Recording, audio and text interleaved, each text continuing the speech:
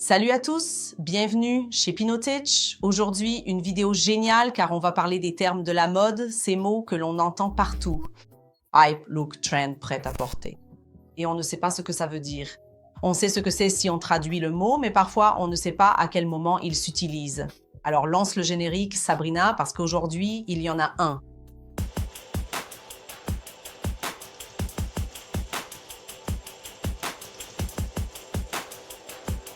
Salut, je suis Fabiola Cassin et tu es sur la chaîne Pinotitch, la chaîne la plus cool d'ici. Abonne-toi dès maintenant. Ici, les amis, c'est le bout de la chaîne.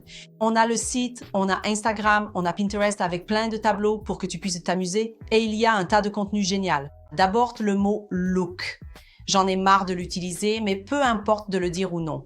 L'important, c'est son utilité. Je ne vais pas dire « Waouh, quel bel habit ». Quand je veux tout résumer, tout dans le contexte général, chaussures, vêtements, colliers, boucles d'oreilles, blablabla, je dis « Waouh, ton look est incroyable ». Je sais que c'est exagéré, mais bon, c'est trop de devoir toujours dire « Ah, le petit look du jour ». Le look du jour. Le look, en fait, ce n'est pas seulement les vêtements, c'est tout le contexte, l'image que l'on renvoie, les bijoux, les chaussures, tout. Vous avez compris, les filles et les garçons? Alors, on passe à un autre mot qui est « hype ». Ça vient du mot « hyperbole » en anglais, qui veut dire extravagant, unique, excentrique, grandiose. Alors, qu'est-ce qui se passe? Qu'est-ce que ça veut dire « hype » ? C'est être unique, être exclusif, c'est quelque chose que tout le monde désire. C'est ça le contexte général, n'est-ce pas? Il y a beaucoup de jeunes aujourd'hui qui disent « Oh, c'est ringard d'utiliser le mot hype, ça n'a rien à voir, le hype n'est plus hype. » Mais en réalité, c'est aussi un contexte. Quand quelque chose d'unique sort, quand il y a ces drops de baskets, de sneakers et tout ça, ça fait en sorte que ce produit devienne hype, que ça devienne quelque chose d'unique. Donc, si quelqu'un porte ce look hype, ce look complet avec une pièce, on dit « Wow, cette personne est vraiment hype. Oh, j'aimerais entrer dans ce monde hype. » Tu commences à te préparer, à préparer ton portefeuille parce que ce monde coûte cher, parce que ce sont des choses uniques, des choses exclusives, extravagantes, parfois cool, parfois pas, mais voilà. Parce qu'on peut aussi prendre, tu vois, une personne, je sais pas, millionnaire, super kitsch et dire kitsch, c'est kitsch, non? Kitsch, par exemple, kitsch est un autre mot en portugais qui est super à utiliser, mais que le monde de la mode n'emploie presque jamais. Kitsch, on résume déjà, tu vois, en un seul mot, beaucoup de choses, non? Dis-moi ce que tu en penses. L'argent, tu peux en avoir, peu importe. Si tu es quelqu'un qui ne sait pas acheter et tout ça, ce n'est pas pour ça que tu es hype. Donc, ce n'est pas parce que tu as tout l'argent du monde et que tu es entièrement apprêté que tu vas être hype. Non, au contraire, ça sonne différemment. Et alors, les gens vont interpréter ça autrement, comme kitsch justement, pas comme hype. Le hype, c'est ici, les amis. Le hype, c'est quelque chose de super exclusif, stylé. C'est ça que les marques essaient d'atteindre quand elles disent qu'elles veulent être hype. Oh, je veux être hype, je veux entrer dans ce monde hype. C'est un peu ça. Unique, exclusif, stylé, cool. Stylé, c'est un mot très ancien aussi, non? Je suis kitsch, je ne suis pas hype. On ne l'utilise plus trop aujourd'hui, mais le mainstream l'utilise encore pas mal. Un autre mot qui reste aussi dans ce registre.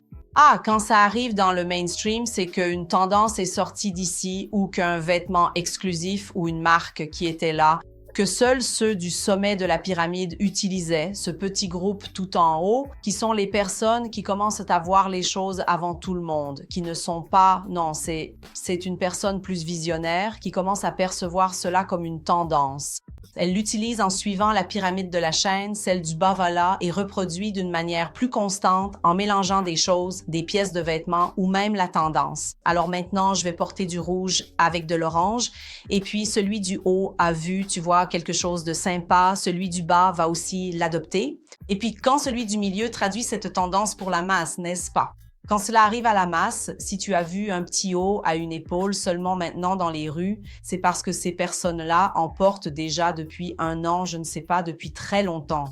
Cette chaîne ici, les amis, et c'est génial parce que si tu cherches une vidéo d'il y a un an, il y a des vidéos qui sont encore très actuelles. Donc, le moment où la tendance sort, où elle est évoquée, où beaucoup de gens de la mode en parlent, ce n'est pas toujours le moment où la masse la porte.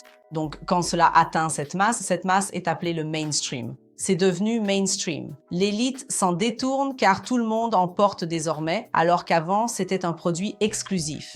Et alors, ça devenait hype. Maintenant, c'est le mainstream qui porte ça. Regardez comment on peut tout porter, les amis. C'est ça le mainstream. Un autre mot qu'on utilise pour tendance, c'est trend. Beaucoup de gens disent trend et beaucoup de gens disent tendance. Mais qu'est-ce qu'une trend aujourd'hui? Donc, si tu vas sur TikTok ou n'importe où en cherchant le hashtag trend, c'est quoi la tendance du moment? C'est quoi celle du jour? C'est quoi celle de la semaine? On comprend, non? Ce n'est pas trop confus, non? Je vous embrouille ou je vous éclaire? Quand on parle de high-low. Le high-low, j'en parle toujours ici sur la chaîne et il faut comprendre parce que c'est comme ça. Non, tu n'es obligé à rien, d'accord? Fais ce que tu veux, quand tu veux, comme tu veux. Je vous dis juste des trucs que je trouve sympas, que je trouve cool. High-low en anglais, c'est le high qui veut dire beaucoup et le low qui veut dire bas, peu. C'est l'opposé de l'un et de l'autre. C'est une façon de s'amuser avec ta petite tenue du jour. Alors, imaginons, je veux mettre un jean super déchiré.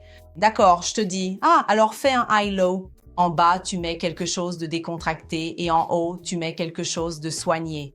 Et ça casse un peu le look. Donc, le high il serait ici, tu vois, une chemise tailleur associée au low, qui est la pièce la plus déchirée, la plus usée. C'est pour ça que quand tu sors habillé tout d'une seule façon, soit ça fait trop tape à l'œil, soit ça devient affreux. Genre, on dirait que tu portes que des vêtements abîmés, vieux ou je ne sais quoi. Tout est en train de se déchirer. Donc, si je mets une tenue toute déchirée, les gens vont dire « Mais qu'est-ce qui est arrivé à Fabiola, la pauvre? » Ou si je mets une tenue trop tape à l'œil, très apprêtée, avec beaucoup de bijoux, beaucoup de choses, là je tombe dans un style trop sophistiqué. Quand on trouve ce contrepoint, c'est ça qui est cool, c'est ce high-low, c'est savoir utiliser ce high-low et là tu l'utilises à ton avantage. Alors tu mets un tailleur avec des baskets, c'est ça le high-low. Tu portes un tailleur qui est plutôt chic et puis tu mets des baskets, tu n'es pas en chaussures habillées. Et là tu fais le high-low et ça donne un style plus décontracté, plus moderne. Un autre mot qu'on utilise beaucoup, pop-up. Oh, telle boutique a ouvert une pop-up là au coin de la rue. Qu'est-ce qu'une pop-up? C'est une boutique qui a ouvert un espace temporaire quelque part. Donc, ils ont ouvert une pop-up qui va ouvrir puis fermer. Imagine, le mot sonne drôle parce que c'est pop-up. Donc, c'est quelque chose de temporaire pour occuper cet endroit qui appartenait à quelqu'un ou je ne sais quoi. Ils ont installé une pop-up de cette boutique-là. Ou telle marque a fait une pop-up à l'hôtel X pendant l'été parce que c'est un endroit qui va générer des ventes, etc. Et c'est une boutique avec un concept. Donc, normalement, tout se mélange, mais en gros, dans ce cas-là, c'est ouvrir et fermer une boutique temporairement. Alors, ne te fais même pas d'illusions si tu vois un truc super branché parce qu'il va fermer. Parfois, ça m'énerve vraiment. Et souvent, parfois, les marques choisissent des endroits inattendus pour ouvrir cette pop-up, pour créer un buzz dans la tête des gens. Donc, une marque X a ouvert à ce fameux coin de rue, blablabla. Donc ça, c'est totalement une stratégie marketing. Et quand on parle de dress code, on dit « Quel est le dress code de ton cocktail? Quel est le dress code d'aujourd'hui? » C'est-à-dire, quel est le code, tu vois, que tu vas porter? Qu'est-ce qu'on demande là-bas?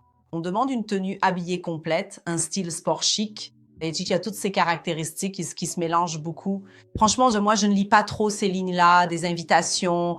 Donc, le dress code, c'est toujours quand tu dois, en quelque sorte, obligatoirement, porter ce qui est demandé. Donc, je vais travailler dans une entreprise très, très corporate, super stricte. Quel est le dress code, Fabiola? Alors, mamie dit, le dress code, c'est le plus habillé. Ne viens pas genre en Birkenstock, jean, chemise à carreaux. Je t'en colle une. Le dress code, en fait, dans ton inconscient, sert à montrer aux gens l'image que tu veux transmettre, ce que tu veux communiquer avec ces vêtements. Parfois, tu donnes la mauvaise image. Moi aussi, j'ai souvent donné la mauvaise image, très souvent. Alors, quel est le dress code demandé pour le mariage? C'est à la plage? Qu'est-ce qu'il demande? Tenue habillée complète, tenue habillée, tenue... Il y a toujours le style sport chic, ce genre de choses. Et puis, quand on parle des corps, non?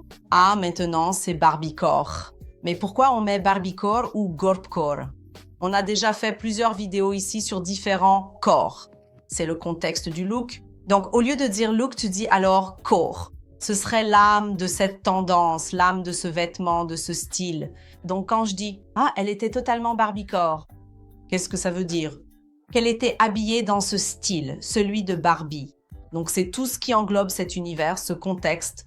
Ensuite, on a parlé du pearl core, qui concernait les choses avec des perles. Donc, des colliers de perles, des perles sur les t-shirts, des perles partout. Donc, c'est un peu le contexte du truc comme on l'appelle et tout le monde a un peu arrêté d'utiliser, mais ça a suivi une tendance pendant pas mal de temps. Et pour finir, pour conclure cette vidéo, sinon elle va devenir trop longue, si ça vous plaît, je fais une deuxième partie. Le dernier, mais non le moindre, c'est le sigle icon 2K. Maintenant, voyez si ça a du sens, pourquoi cet acronyme est si utilisé. Parce qu'au passage au nouveau millénaire, tout le monde disait qu'il pourrait y avoir une erreur système dans les ordinateurs, que tout allait partir en vrille, que tout allait s'effondrer, que tout blablabla. Appelez le bug de l'an 2000. Vraiment, non. Parce qu'après, il est venu une génération un peu buggée. Ce serait ça, non? Genre, et puis ils ont surnommé ça I2K. Donc, comme c'était cette abréviation qui a marqué le passage au millénaire, ça, ils utilisent cet acronyme pour presque tout ce qui vient des années 2000. Quand ils veulent parler des tendances, blablabla, des années 2000, ils utilisent ce fameux acronyme-là. C'est juste pour que vous compreniez que ça n'a rien à voir. Si vous voulez parler des années 2000, vous pouvez, oui, mais c'est vraiment le passage, justement le passage.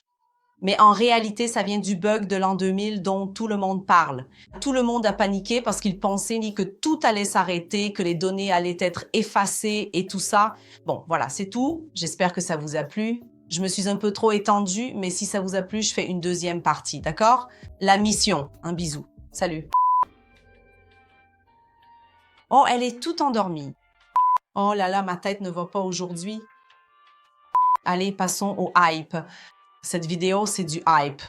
Être inscrit sur la chaîne YouTube de Hypnotique, c'est hype, tu savais? Oh, je me suis perdue un instant là. Qu'est-ce que j'étais en train de dire déjà? J'ai oublié, c'est chiant.